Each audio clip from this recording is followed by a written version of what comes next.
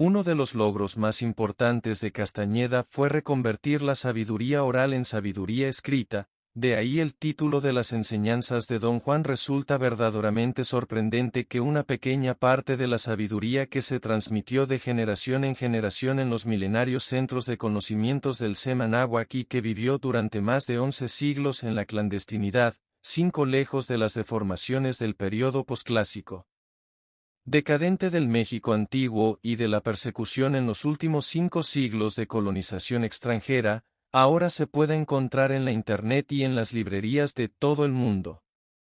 De hecho, Castañeda fue escogido por el poder para dar a conocer la Toltecayotl. Escribir para Castañeda era la forma en la que él aprendería a ser brujo según don Genaro. Lo cierto es que a lo largo de muchos años pudimos disfrutar de esos casetes y mágicamente penetramos a los centros abstractos de las historias de poder.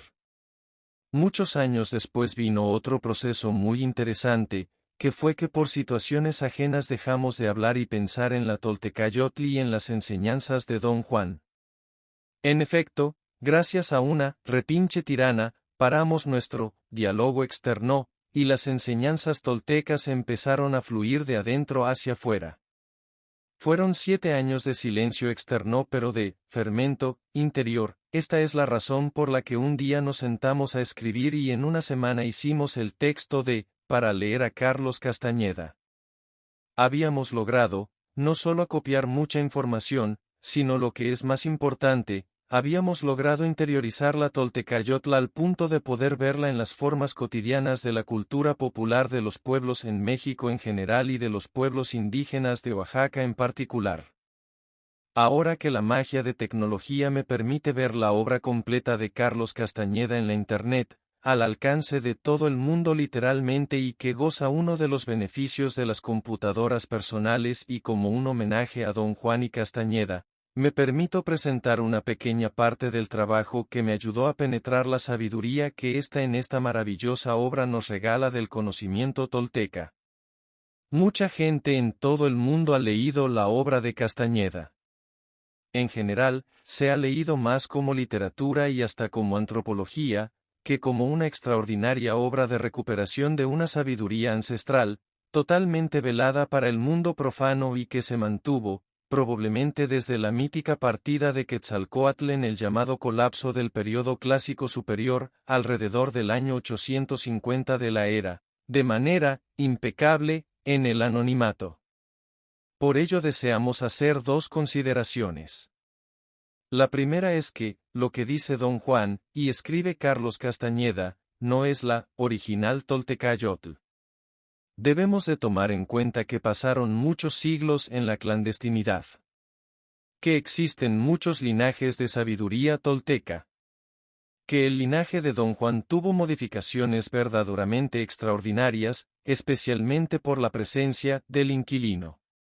Que como dijo don Juan, los nuevos seres de conocimiento, eliminaron el rito, y adoptaron la didáctica, a como mejor les acomodó, según temperamento, tiempo histórico y cultura. Lo segundo que vale acotar, es que la toltequidad o la Toltecayotl, ni en sus mejores tiempos fue un conocimiento, para todo mundo. El camino del guerrero implica una inmensidad de disciplina, responsabilidad, templanza, refrenamiento del ego, decantamiento y fortaleza del cuerpo. Así como, un inmenso trabajo en el carácter, para como decía don Juan, limar las asperezas naturales de la forma de ser del ser humano. Por tal razón, las 17 técnicas que recomienda don Juan en el libro de Viaje a Ixtlán, puede ser, para un lector interesado en esta sabiduría ancestral, el intento serio de un comienzo humilde, pero firme, de estas prácticas toltecas, que bien le pueden llevar toda una vida, ponerlas en práctica en la vida cotidiana. Por ello es que recomendamos empezar a leer la obra a partir de una ruta de conocimiento, entendiendo que los 4 primeros libros versan sobre las enseñanzas del lado del tonal y los siguientes 4, sobre las enseñanzas del nahual. Por lo anterior, recomendamos leer la obra con esta cronología. Desde nuestra humilde opinión, los demás libros sobran o, para decirlo de manera elegante, están muy lejos de las posibilidades intelectuales y sobre todo, energéticas de los lectores. Y justamente, el peligro más grande que enfrenta un lector, rajado como un yui, diría don Juan, es que empiezan a fantasear con el aterrador y fantástico mundo del Nahual. En efecto, el grave riesgo de la gente que se engatusa con el mundo del Nahual es que se desconecta del mundo del tonal. Una vez, don Juan le dice a Castañeda que si un indígena yaqui conocido de Carlos fuera un guerrero, no se estaría muriendo de hambre en su mugrosa casa. Esto es que, para entrar en la Toltecayotl, se requiere de inicio, tener una posición sólida en el mundo de todos los días. No se puede intentar entrar en el pavoroso mundo del Nahual, si no se tiene consolidado el mundo de todos los días. Hacerlo implica la locura. A propósito de esto, al final de la obra, don Juan le dice a Castañeda que lo ha estado engañando todo el tiempo, haciéndole creer que el mundo del Nahual es lo más importante. Don Juan le dice que los dos mundos son importantes. Si no se tiene dominio del mundo del tonal, jamás se podrá, ni siquiera asomarse un milímetro al fascinante mundo del Nahual. Pero existe una fuente más a donde recurrir, para penetrar los insondables misterios de la toltequidad. Y es justamente abrevar estos conocimientos en la cultura popular y en las culturas indígenas de los pueblos de México. La Toltecayotl nació en los pueblos y culturas del Semanáhuac y mientras estos pueblos no desaparezcan, no se perderá este conocimiento.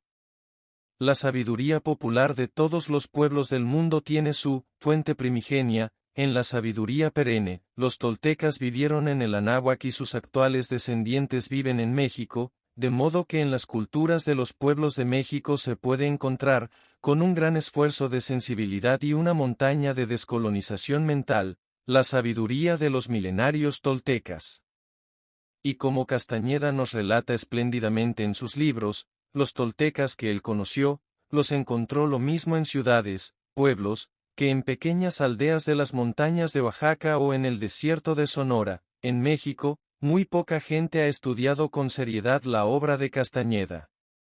De ellos, unos cuantos han logrado ver la sabiduría tolteca en los textos. Y casi nadie ha emprendido en verdad el camino del guerrero, incluyendo al que escribe, con la mejor intención de que la gente tome como un desafío serio la lectura de la obra de Carlos Castañeda. Nos permitimos armar el siguiente texto como una invitación seductora a emprender el reto de encontrar el espejo que humea, de Tezcatlipoca, en esta impecable obra de brujería tolteca, que representa, para nosotros, la obra del Carlos Castañeda.